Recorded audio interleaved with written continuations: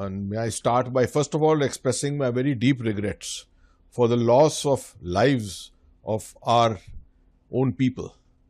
Any loss of an Indian is always regretful. That we have to start with.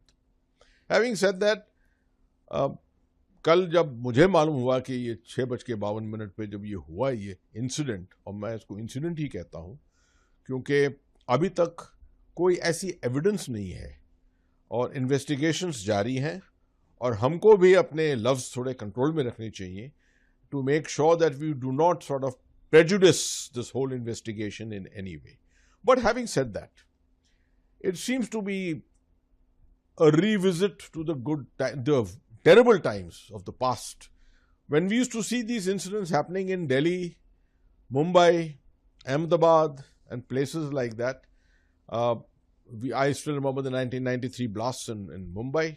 I can recall the Sarojini Nagar incident. I still remember. We've had Akshardham. We've had 11th September or 13th September in 2011 at the Delhi High Court itself. So I think that was the last big attack in Delhi. That's the last attack 14 years ago. That's the last attack which happened in Delhi. So मैं तो ये कहता हूँ कि भारत की intelligence agencies ने, police forces ने मिलकर कोऑपरेट करके, कोऑर्डिनेट करके भारत के शहरों को खास तौर पे बहुत सिक्योर रखा है. We need to thank them for this, the manner in which they have been able to get after the networks in particularly. और मैं ये वर्ड इस्तेमाल करता हूं, इस वर्ड को, network. Network is an ecosystem. अगर हम टेररिज्म की तरफ देखें, और मैं नहीं कह रहा हूं कि ये एक्ट टेररिस्ट एक्ट है, मगर अगर हम टेररिज्म की तरफ देखें तो जम्मू कश्मीर का खास इलाका, वहां पर ये लोकलाइज होकर एक प्रॉक्सी वॉर के तौर पर वहां आइसोलेट हुआ है. That is what our agencies have been able to do.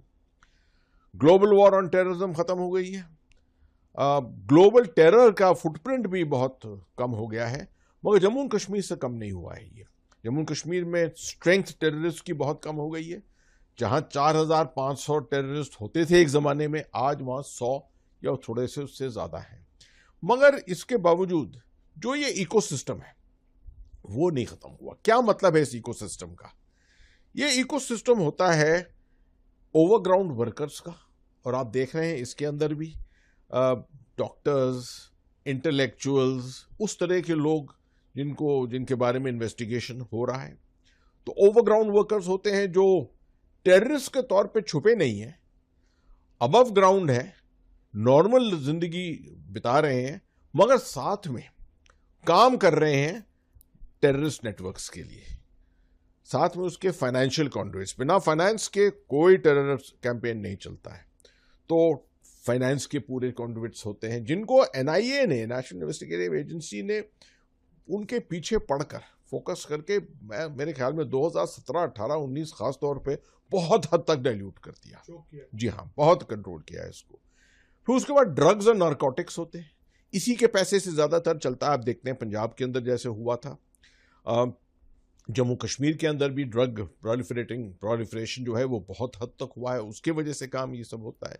फिर रेडिकलाइजेशन, और रेडिकलाइजेशन के पीछे मीडिया भी कभी कभी होती है जो एंटी नेशनल मीडिया होता है, और फिर इसके अलग नेटवर्क होते हैं, आइडियोलॉग्स होते हैं, सेपरेटिस्ट होते हैं. तो आप देख रहे हैं कि इतनी चीजों के बारे में मैंने आपसे बात की, ये सब मिलाकर एक इकोसिस्टम बनता है.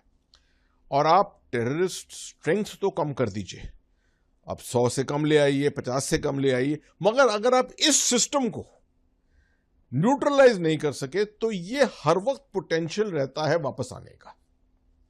और वही हम शायद देख रहे हैं कि कोशिश हो रही है कि दुनिया देख रही है.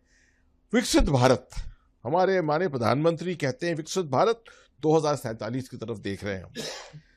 पूरा देश देख रहा है कि पैसे $5 ट्रिलियन इकोनॉमी बनेंगे हम, $10 ट्रिलियन. हमारे एस्पिरेशन है कि 15 से $20 ट्रिलियन इकोनॉमी हम बनेंगे. दुनिया जब देख रही है भारत की तरफ, maybe people are not very comfortable about this, and a lot of adversaries will want India's progress to get stymied. इसको डाइल्यूट किया जाए. कैसे करें? एक ऐसा वातावरण, एक ऐसा एनवायरनमेंट बनाएं जिसमें इनसिक्योरिटी हो. और वो इनसिक्योरिटी की वजह से इन्वेस्टमेंट्स ना आए, ग्लोबल इन्वेस्टमेंट्स ना आए, ग्लोबल इंडस्ट्री ना आए, टेक्नोलॉजीज ना आए सामने, ये उनका मुद्दा होता है और ये एक तरीका होता है। तो मैं समझता हूं कि अगर जो हम स्पेकुलेट कर रहे हैं इस वक्त वो है अगर इस इंसिडेंट में, तो this may be the beginning of an attempt to try and do this kind of a thing. जरूरी नहीं कि वो सक्सीड करेंगे। आप देख सकते हैं कि प्रीसीडिंग दिस इंसिडेंट एक पूरा नेटवर्क जो है वो बस्ट हो चुका था फरीदाबाद के अंदर, और अनंतनाग से लेकर फरीदाबाद तक इसका पूरा नेटवर्क जो जाल पुलवामा से बिल्कुल एब्सोल्युटली लिंक टू पुलवामा। ठीक है, तो पूरा पहलगाम से मैं समझता हूं कि Pahalgam and all these are networked completely together, तो ये सब फैले हुए थे। So this is what we have to be concerned about, and we have to dilute